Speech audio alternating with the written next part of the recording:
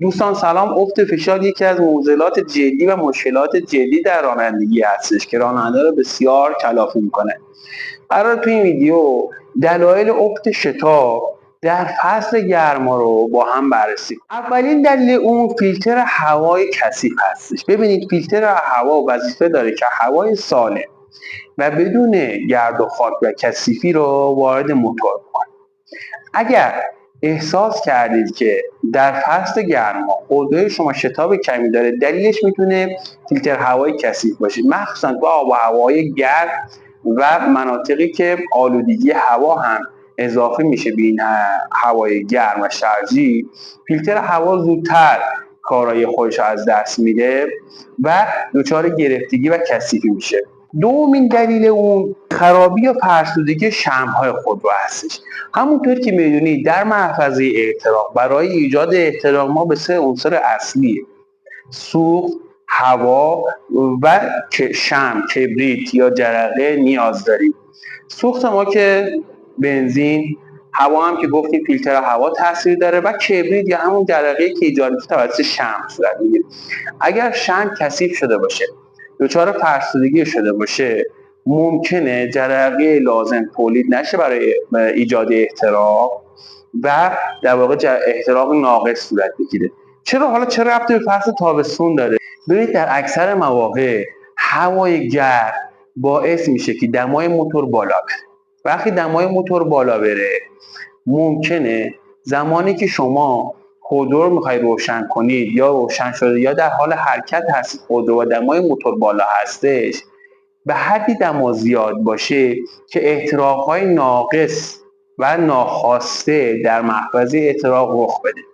این یعنی چی؟ یعنی قبل از اینکه جرقه شمع صورت بگیره، در اثر گرمای زیاد در محفظه احتراق موتور یک جرقه صورت بگیره و یک احتراق‌های ناخواسته به جز اون احتراق اصلی صورت بگیره که همین باعث میشه مقداری از پتانسیلی که درون محفظه احتراق هستش از نظر سوخت و هوا هدر بره و همین باعث میشه که شتاب خود رو کم شه. از طرفی بعضی از موتورها مثل XU7 در فصل گرما دچار در واقع ممکنه سوختگی واشر سرسیدن بشه، واشر بزنه اصطلاحاً و مقداری آب وارد محفظه احتراق و سر شمع بشه. همین عاملی باعث میشه که شمع درست جرقه نزنه و در واقع احتراق کامل صورت نگیره. بعضی مواقع شما فقط کافیه شمع‌ها رو بازدید کنید و در واقع سرویس کنید، شستشو بدید شمع‌ها رو تا احتراق به صورت کامل صورت بگیره. ضمنی که در بعضی مواقع در فصل تابستون کثیفی محفظه احتراق بیشتر میشه، هم به دلیل احتراق‌های ناخواسته، هم به دلیل اینکه همون موردی که عرض کردم هوای کثیف، بنزین آلوده وارد محفظه احتراق میشه، سرش هم دچار کثیفی بیشتری میشه و همچنین ممکن در بعضی موتورهای فرسوده و با در واقع کارکرد بالا اطراف رینگ رو مقدار روغن به دلیل که گرمای هوا زیاد هستش، روغن موتور روونتر هستش و اطراف رینگ به محفظه احتراق برسه و باعث چرب شدگی یا در واقع روغن زدگی سر شمع بشه. اتفاقا من راجع به همین چرب شدگی و روغن زدگی سر شمع ویدیویی تهیه کردم که اون رو تو کانال گذاشتم، لینکش هم بالا میذارم، حتما توصیه میکنم اون رو ببینید.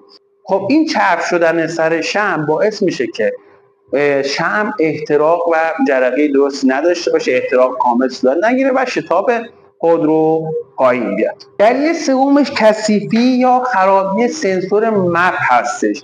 یکی از سنسورهای حساس به هوای ورودی سنسور مپ و در بعضی خودروها هم سنسور مپ هستش. خب سنسور مپ زمانی که شما هوا وارد منیفود میشه، این سنسور وظیفه اندازه‌گیری فشار هوای ورودی رو داره، یا در بعضی مواقع سنسور تیمپ هستش که وظیفه هم اندازه‌گیری فشار هوای ورودی و هم اندازه‌گیری دمای هوای ورودی رو به عهده داره. اگر این سنسور کثیف شده باشه که در فصل تابستان شایع هم هستش، به خاطر اولا دمای بالای هوای ورودی، دوما بر بعضی مواقع رطوبتی که هوای ورودی به محفظه مانیفولد داره و باعث میشه که این سنسور کثیف بشه و باید تمیز بشه. از طرفی در بعضی مواقع بخار روغن در فصل گرما به دلیل دمای بالای موتور بسیار بیشتر از حالت عادی هستش و این بخار روغن که وارد مانیفولد میشه از طریق لوله‌های بخار روغن باعث میشه که اطراف کبریتی این سنسور رو در واقع فرا بگیره، جرم بگیره و البته خراب نمیکنه سنسور رو، اما اندازه‌گیری دقیق اون رو مقداری دچار خدشه میکنه و با تمیز کردن اون مشکل برطرف میشه. هم کثیف شدن سنسور مپ باعث میشه که شتاب خود رو پایین بیاد، چرا که این یکی از عواملی هستش که ایسیو بر حسب پارامترهایی که از طریق این سنسور براش ارسال میشه میزان پاشی سوخت رو در محفظه احتراق کم یا زیادتر میکنه. اما مورد چهارم گرفتگی یا کثیفی انژکتور بنزین است. مسیر سوخت از باک بنزین تا روی سوزن انژکتور مسیری هستش که باید فیلتراسیون بنزین به درستی انجام بگیره. از طرفی بنزین به صورت با کیفیت در محفظه احتراق پاشیده میشه. زمانی که بنزین کثیف باشه این عاملی هستش که سوزن انژکتور کثیف بشه و پاشش به درستی صورت نگیره. حالا چه ربطی به فصل گرما داره؟ ببینید در فصل گرما هم اتم‌های مولکول در واقع فرآیند تبخیر بیشتری دارن، حتی ممکنه لوله‌های سوخت گرفتگی بیشتری داشته باشه و هم فیلتر بنزین عمر اون پایین‌تر میاد.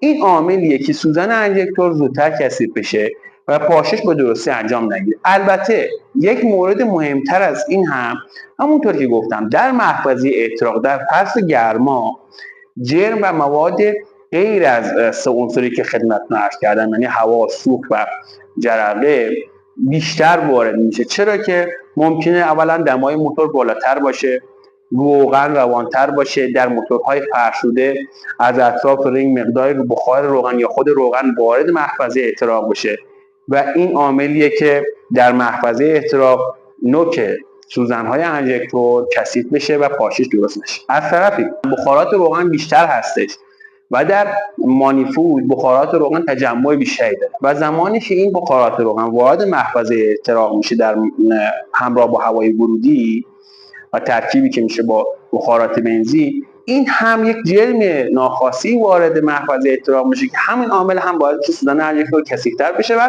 باعث میشه که در واقع شتاب خود رو پایین بیاد. پس یکی از کارهایی که توصیه میشه در فصل تابستان انجام بدید اینه که شما سوزن‌های انژکتور رو سعی کنید حداقل یک بار شستشو. اما پنجمین عامل خرابی یا گرفتگی دریچه گاز خودرو هستش. ببینید در فصل تابستان همونجوری که گفتم جرم هوا، کثیفی هوا بیشتر هستش، آلودگی هوا بیشتر هستش، بخارات روغن بیشتر هستن و این باعث میشه دریچه گاز ما کثیف بشه و همچنین استوپر خودرو هم دچار کثیفی بشه. این کثیفی هم در واقع دقت سنسور دریچه گاز برای اندازه‌گیری پارامتر باز شدن پولکه دریچه گاز تاثیر میذاره، هم خود هوای ورودی به صورت کامل وارد نمیشه و این کثیفی باعث میشه که درست اون هوا وارد موتور نشه. بنابراین دریچه گاز رو هم باید سرویس کنید در تابستان که من ویدیوی در واقع شستشو و سرویس دریچه گاز رو در هم در خودروهایی که دریچه گاز برقی داره هم در خودروهایی که دریچه گاز سیمی داره رو در کانال گذاشتم، ویدیوشو بالا میذارم، این رو هم مد نظر قرار بدید. دلیل ششم افت شتاب در فصل تابستان همونطور که اشاره کردم تو بحث انژکتورها کیفیت پایین بنزین هستش یا اکتان پایین است. ببینید در فصل تابستان فرار اکتان یا تبخیرات بنزین بیشتر است، اشتعال بنزین به طور کلی کمتر هستش. ببینید زمانی که یک بنزین با اکتان بالا آتیش میگیره مدت طولانی تری این شعله روشن است تا زمانی که اکتان پایین تر باشه و این بنزین احتراق صورت بگیره مدت کمتری این شعله روشن هستش و کیفیت احتراق اون هم پایین تر هستش. پس بنزین کیفیت اون در فصل تابستان به دلیل هوای گرم پایین تر هستش. اصلا چرا میگن صبح ها باید شما بنزین بزنید؟ چون تراکم بنزین در سرما در هوایی که سرد هستش بیشتر هستش و بنزین بیشتری وارد خود میشه. اما در فصل گرما، در زمانی که گرم هستش هوا، این تراکم پایین‌تر است و همچنین فیلتر بنزین کثیف‌تر میشه، گرفتگی اون موارد بیشتری داره، مخصوصا تو خودروهای چینی. این عامل باعث میشه که شتاب خودرو به شدت پایین بیاد و کاهش بنزین به صورت کامل صورت نگیره. اما یکی دیگه از عواملی که باعث کاهش شتاب خودرو در فصل تابستان میشه، مشکلات ناشی از داغ شدن موتور هستش. ببینید همونطور که میدونید در فصل تابستان دما وقتی بالاتر میره، موتور و سیستم گردش آب و مایع خنک کننده موتور در واقع دچار دمای بالاتری هست. اگر عواملی باعث بشه که این دما پایین نیاد و این خنککاری موتور به درستی صورت نگیره، اولا دمای بالا باعث آسیب به قسمت‌های بسیار زیادی از موتور میشه، از واشر سرسیدن گرفته، از رینگ و پیستون، سوپاپ‌ها، بنزین و حتی کویل و مدارات برقی هم تحت تاثیر قرار میگیرن و این عاملی میشه برای کاهش شتاب خودرو هستش. بماند که در اکثر مواقع این ایرادات در قسمت‌های مختلف باعث آسیب به موتور و نیاز به تعمیرات موتور هم میشه، مثل سوختگی واشر سرسیدن یا غیره. اما به شدت روی شتاب خودرو تاثیرگذار هستش و شما باید همه مواردی که مربوط به خنککاری موتور هستش رو بررسی کنید و در صورت نیاز اونها رو تعمیر یا تعویض کنید. مورد دیگه هم که در واقع شتاب خودرو در فصل تابستان تاثیر داره، میزان باد لاستیک هستش. همونطور که می‌بینید در فصل تابستان کلا در گرما و سرما مقدار باد لاستیک بالانس درستی نداره و هدر رفت باد از لاستیک ها بیشتر است در فصل تابستان. این باعث میشه استحکاک تایر با سطح جاده بیشتر بشه و همین باعث میشه شتاب خودرو پایین بیاد. دقت کنید علاوه بر هوای گرم، کف جاده یعنی آسفالت جاده چون حرارت بالاتری داره نسبت به در فصل زمستان، همین باعث میشه که لاستیک در واقع داغ‌تر بشه و باد لاستیک کمتر بشه. پس تنظیم باد به صورت هفتگی در خودرویی که مدام دارید باهاش کار میکنید رو فراموش نکنید. اما نهمین موردی که میخوام خدمتتون عرض کنم یه مقدار تخصصی تر هستش. ببینید در مواردی که برخی از قطعات برقی خودرو دارای سیمپیچ هستش، مثل کویل، مثل بنزین، این موارد یک سیمپیچ هستش که وقتی داغ میشه دچار نیمسوز شدن میشه و در واقع به شدت توان خودش از دست میده. کویل خودرو، بنزین خودرو، اینها سیمپیچی هستش که با حرارت بالا با داغ شدن باعث میشه شتاب اونا روی شتاب خودرو تاثیر بذاره، عملکرد درست نداشته باشه، کویل شارژ و افزایش ولتاژ ورودی رو انجام نده برای شمع. از طرفی بنزین هم توان کافی و فشار لازم برای پمپاژ بنزین نداشته باشه و همین عاملیه برای کاهش شتاب خودرو در فصل تابستان. مورد دهم سنسورهای دیگر و قطعات دیگر که به صورت جانبی روی شتاب خودرو تاثیر دارن ممکن در اثر گرما باعث میشه که شتاب خودرو پایین بیاد. مثلا سنسور دور موتور، سنسور دریچه گاز یا خود ECU.